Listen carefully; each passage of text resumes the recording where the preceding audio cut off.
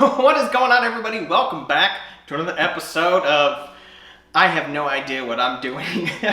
So, I have been gone for a very long time, so I'm going to start out by saying I apologize. I have been busy, slammed. My entire month of January and February has been nothing but go, go, go, go, go. If you follow me on Instagram, you'll see those updates. But the thing that has mainly caught my attention is the coronavirus, aka COVID-19, aka SARS wannabe, aka it's just the normal flu. I have been losing my mind over this stupid virus. So I'm gonna go over some of the things that I have got as far as emergency preparedness. So maybe you guys can pick some stuff along the way. My train of thought is everybody thinks that I am crazy for doing any of this stuff. And I said, okay, I get it. Will the coronavirus get that bad? I have no idea. Will another super virus or super bacteria plague get that bad? I highly, highly doubt it. But who's to say that there's not a drought? Who's to say there's not a tornado? We just had a tornado come through the neighborhood. I was looking through my Twitter. It was literally 4 months ago, and it was an F1 or something like that. They went through the neighborhood. Who knows what will happen, and it's always good to be prepared. I'd rather have food and not need it, and then need food and not have it. So I'm just gonna go over some of the basic things that I got, and by all means, I am not professional. I have no idea what I'm doing. So I'm just kind of grabbing stuff, and I'm like, this makes sense, this makes sense, this makes sense. Like the other day, I was like, let me put some of this stuff to the test, and I ate an entire can of corn for dinner.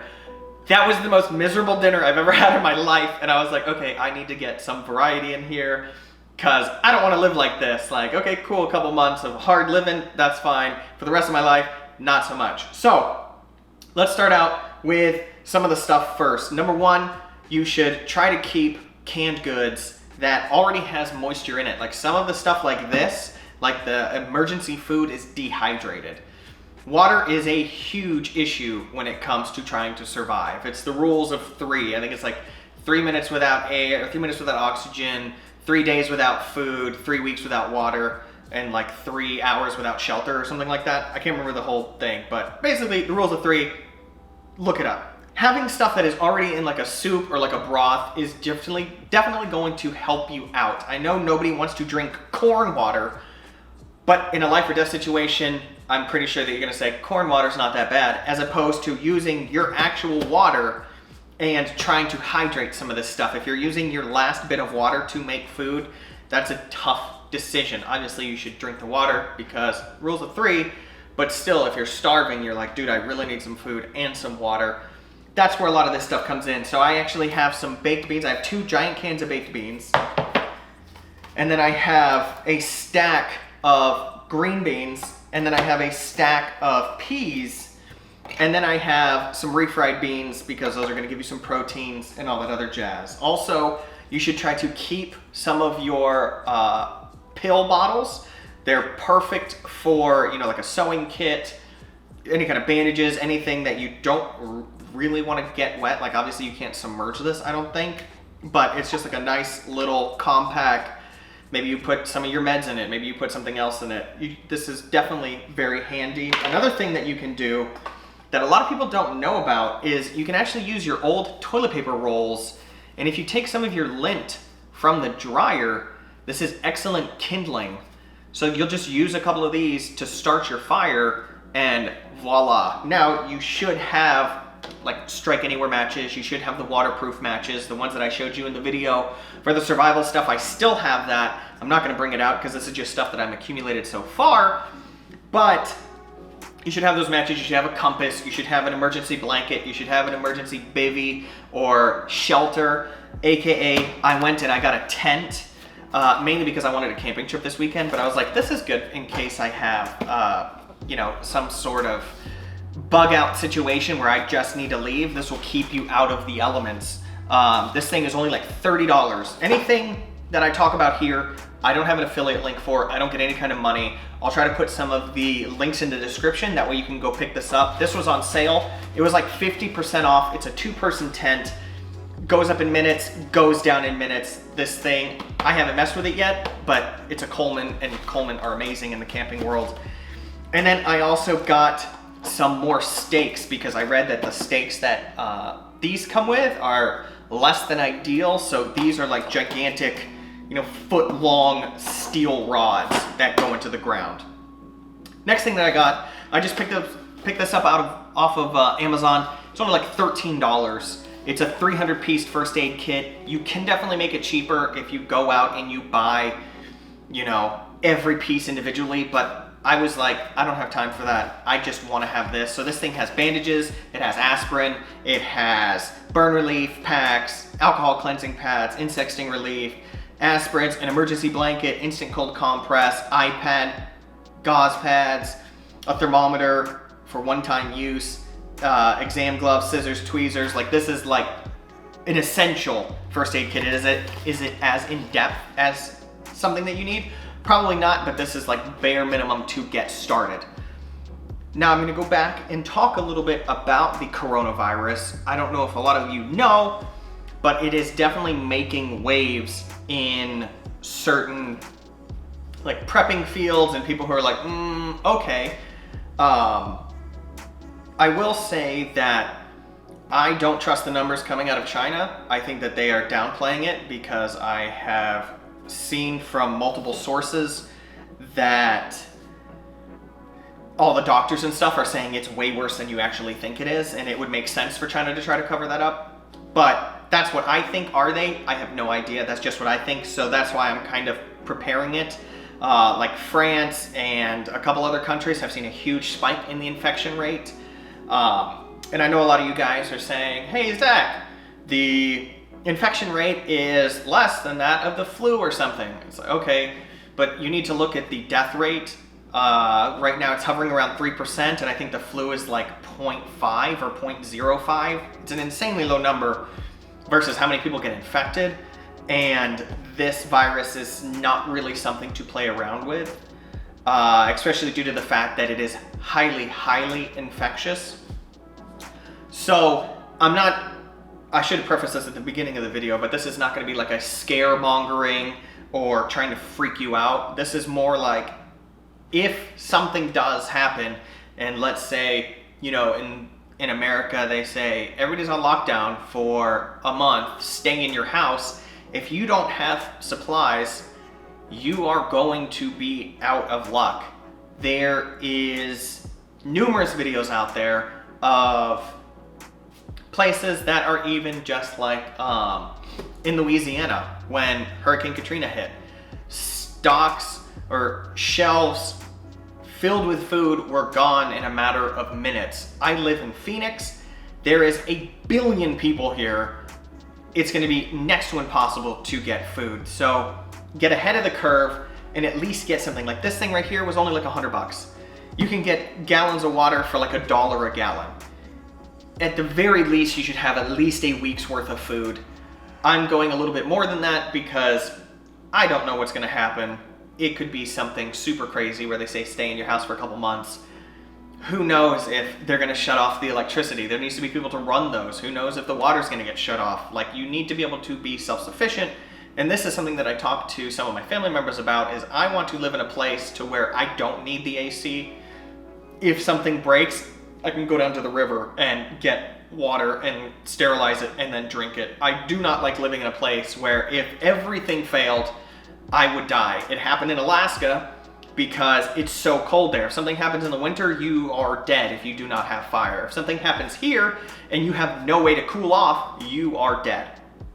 So be that as it may, I just started prepping a little bit. So you'll also see that I got my food storage. So this is a 30-day supply of food. Now, the thing with these kits is that they are dehydrated.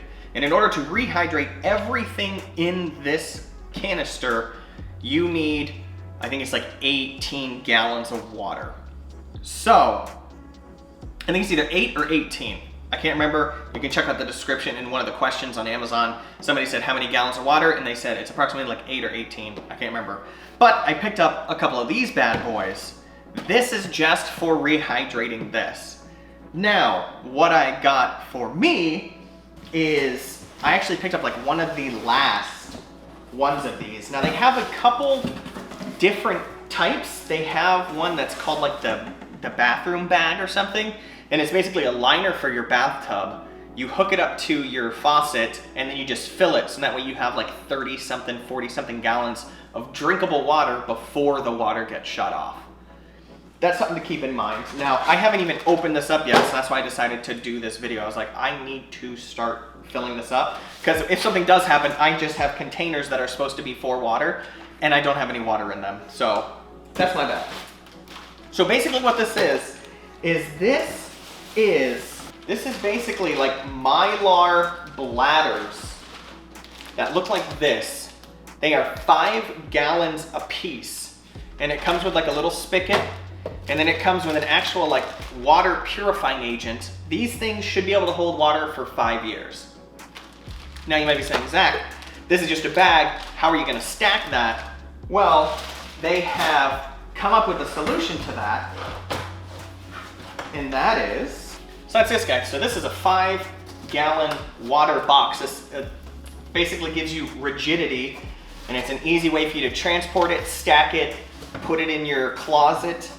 Which reminds me, I was talking to someone on one of the boards. If you are doing any of this stuff, like the person lived in Texas, if you're doing any of this stuff, keep it in a climate controlled place, unless you live like somewhere out east and it's not 5,000 degrees in your garage. Because if I put this out in my garage and it gets to 120, this food is going to be reduced in its longevity.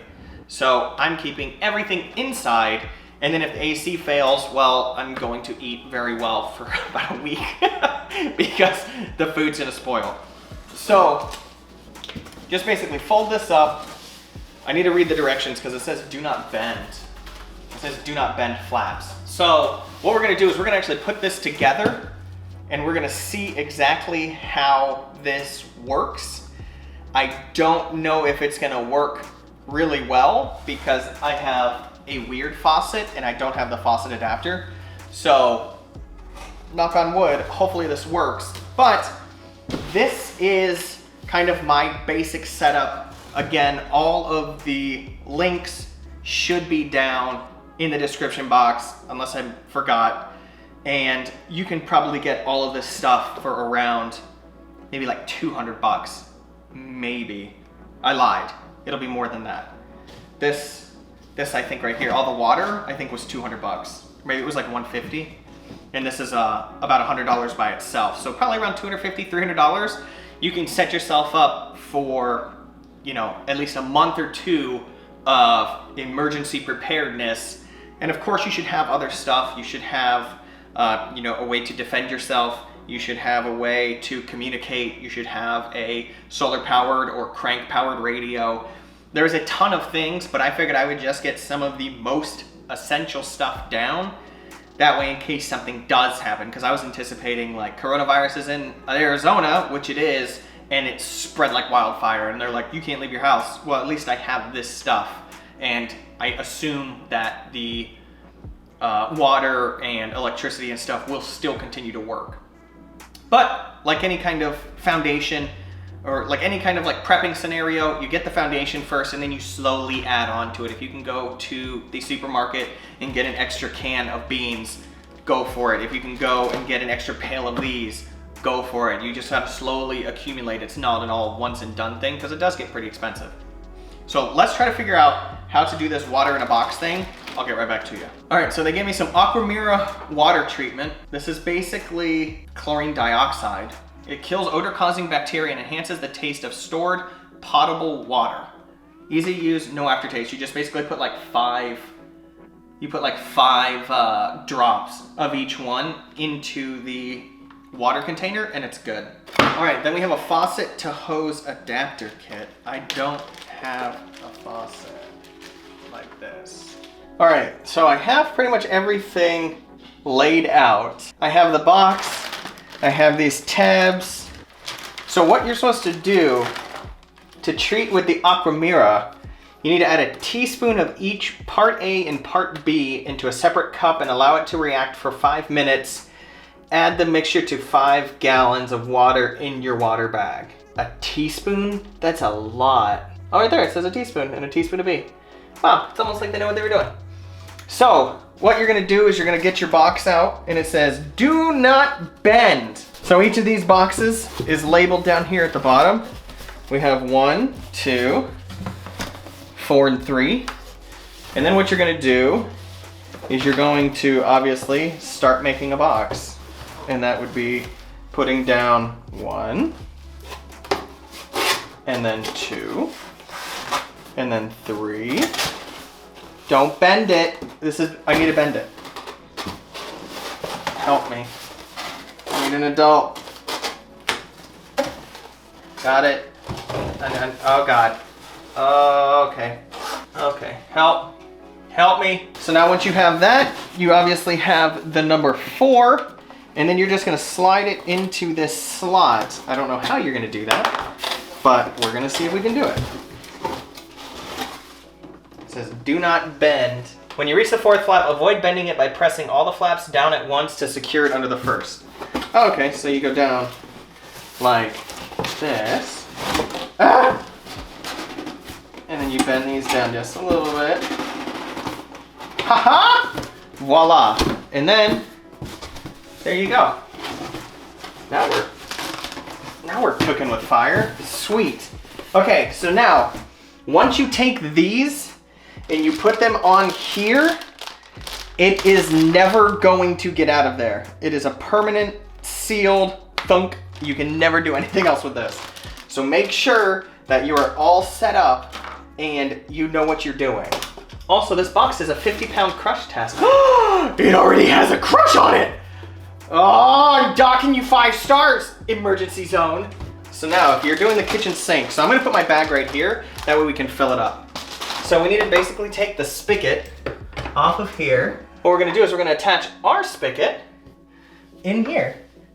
I've heard of a lot of people having to do this off of their garden hose, which is disgusting. Voila, and then they also give you a tube that you can just tube it on up. Boop. Now, in theory, water will come through here. Blah, blah, blah, blah, blah. Cool. So now what we're gonna do is we're gonna open up the Aquamira. 1 teaspoon.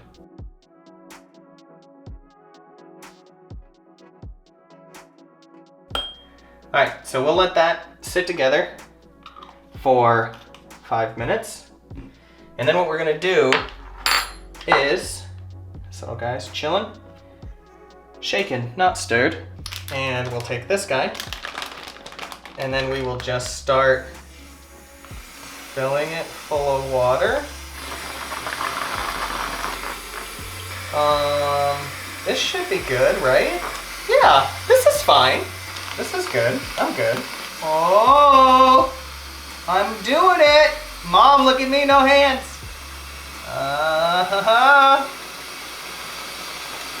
Is this a record? Oh my God, I'm nervous. Oh my God. Okay, we're good. So how do I know when 5 gallons is reached? I should probably put this in the box. That would probably be the smartest thing to do, would be to put this in the box. That would have been horrific. Oh God. Place the bag into the box so the opening is adjacent to the spigot. Once filled with water, you may not be able to adjust the placement of the bag in the box. Okay, so here's what we're gonna do. We are gonna start from scratch. Easy, buddy. Easy. I know you got some water in you. You're fine. I don't know where the spigot opening is. I think it's right here. All right, so I'm thinking that the spigot is this piece. I believe, yeah, so that's where the spigot is. So it at least needs to be like right here because it's also right here. Okay, cool. So now we got that out of the way. Let's take this little guy. Oh! Oh my God. Really? Guys, don't get the box wet. It'll compromise the structural integrity of the box. What I do instantaneously, just got the box wet. Oh God. Thank God I didn't do this in an emergency. Okay, that's all dry. Okay, we're good. So let's make sure that all the water's out of this. So now that that's good, now what we're gonna do, we'll take this guy. Okay, now we got it. Now let's fill this bad boy up. Oh, whoa! This stuff's yellow now. I'm guessing since it says shake it, I'm guessing that what we can do is we can pour it in now, and then the turbulence from the water is going to help shake it. I am a genius. Flashback to me taking the water and putting it in the box. Because obviously these boxes are cardboard, and that's one thing that I have heard, is that it is very easy for the structural integrity of these boxes to go to nothing. If you ever gotten a cardboard box wet, you'll know exactly what I'm talking about. I'm gonna take this guy. Bye. See ya. And then it says to keep the spigot in the box until you're ready to use it, which makes sense because the spigot could break off or something could happen, and it's not really a box shape. It's definitely smart to keep the spigot in the box until you're ready. Let's just fill it up just a tiny bit more, because you never know, this could be the last sip of water you take before somebody finds you. In a good way. Insert the spigot into the water bag opening to tightly seal. Spigot will not detach. Once attached, tape the top of the box. It's best to keep the spigot inside the box until time to use the water. So, we'll take this bad boy, and we'll say, see you later, water, until I need you. There should be 3 clicks. Once it goes down, voila, if you can see that. Editing Zach, zoom in right there. So now this is a fully contained bag of water, and then what you're gonna do is, I'm guessing, just go here, and then here. Keep the bag in the box. Here, kind of fold this along the top. Put this bad boy down. This is some very thick cardboard. Put that down. Take this edge. Put it in there. Voila. A little wet. So, this thing has 50 pounds of crush strength. It also has carrying handles, so if you do need to actually take a couple bags with you, voila, this bag should be good for about 5 days, because you're supposed to have a gallon of water per person per day. So, that's why I got 50 gallons. So I'm gonna do this multiple times, and I'll see you guys when I'm done. All right, guys, so I am officially done with the water. You can tell because it's dark out how long it took me to do all of these. It probably took me about an hour. But once you get into like the rhythm, you just go, go, go. All you do is wait 5 minutes for that stuff to activate, dump it in. I waited until the bags were like a quarter full, dumped in the stuff, and then full pressure, so now we at least mixed it around. If you are going to get water like this plastic is going to degrade. That's why these have like Mylar bags in it, and they actually have a chemical inside to where they can last for 5 years. This is not going to do that. This material is going to degrade, and it's going to make your water taste disgusting and who knows what else. But yeah, I think that's pretty much it. I am going to link an Imgur user that I've been following. His name is Bunker John. And he gives daily updates, and he's really good because he actually has stuff from when it first started. So that way you can actually compare and contrast, and he kind of breaks it all down for you. So feel free to check it out if you are interested in seeing where the coronavirus is going, what he thinks about it. And then he actually has a scale as far as saying, hey, you should probably be at this step. Like it goes from 1 to 10. 10 is like, put your plans into action because it's go time. And then like 5 is like, hey, you should probably start gathering some supplies as opposed to just, you know, oh, could it happen? May it happen? So it's actually a really good read. I'll try to remember to put all of these links down in the description. And if you guys have any questions, anything like that, feel free to reach out in the comments on my Instagram, Facebook, what have you. And I'll try to do better at making videos in the future. But this, from Wednesday till the end of this month, I am working from 7 a.m. till 7 p.m. So I have been so busy, it's ridiculous. But I have not forgotten about you guys, and I figured I'd do this video. Now, by all means, this is not a comprehensive list. Like I said in the beginning, I am not a prepper extraordinaire. I know there needs to be some cleaning supplies, toiletries, a whole bunch of that other stuff. I just got down kind of the basic necessities, and I don't need you guys freaking out at me. But I think that's pretty much it. I hope you guys enjoyed it. I'll see you guys in the next video.